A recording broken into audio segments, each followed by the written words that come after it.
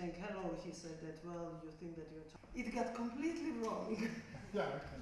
We are now, we have to do the complex issue based on our experience with the Caucasus.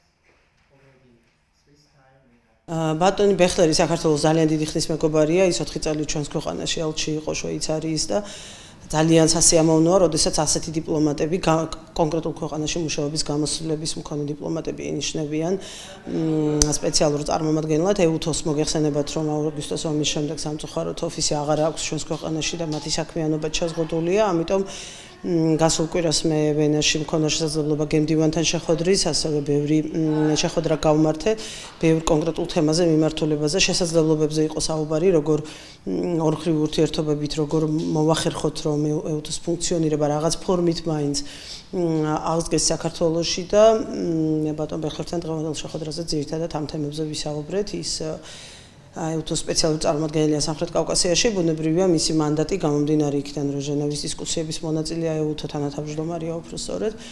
დიდწილად სწორედ საქართველოსთან არის დაკავშირებული უსაფრთხოება, არის ერთ-ერთი მთავარი საკითხი მის მანდატში და შესაბამისად ეს ურთიერთობები ჩვენ დიდი ხნის მეგობრები ვართ ამავდროულად და მისი პირველი ვიზიტის დროს ეს იყო ერთგვარი კონტაქტის გახსენება შეხვედრა, სადაც გავცვალეთ აზრები იმაზე, თუ როგორ შეიძლება რომ ვითანამშრომლოთ უფრო ინტენსიურად, მისაც რომ შედეგები იყოს მყისიერი.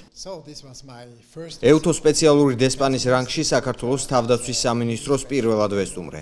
ამჟამად ჩემი საქმიანობის სფერო ძირითადად სამხრეთ კავკასიის საკითხებით საქართველოსა და ჟენევის მოლაპარაკებების ფორმატით შემოიფარგლება. შეხვედრაზე ერთმანეთს ჩვენი ხედვა გავუზიარეთ EUTOS-თან დაკავშირებულ საკითხებზე. EUTOS მუშაობაზე რეგიონსა და საქართველოში. თავდაცვის მინისტრი ახლახან დაბრუნდა ვენიდან, სადაც მან EUTOS გენერალურ მდივანთან გამართა შეხვედრა. ჩვენ ამ თემასაც შევეხეთ. ასევე გავცვალეთ ჩვენი მოსაზრებები რეგიონსა და საქართველოში არსებულ უსაფრთხოების გარემოზე. შევთანხმდით, რომ ძალღონეს არ დავიშურებთ, რათა უსაფრთხოების მდგომარეობა უფრო სტაბილური გახდეს.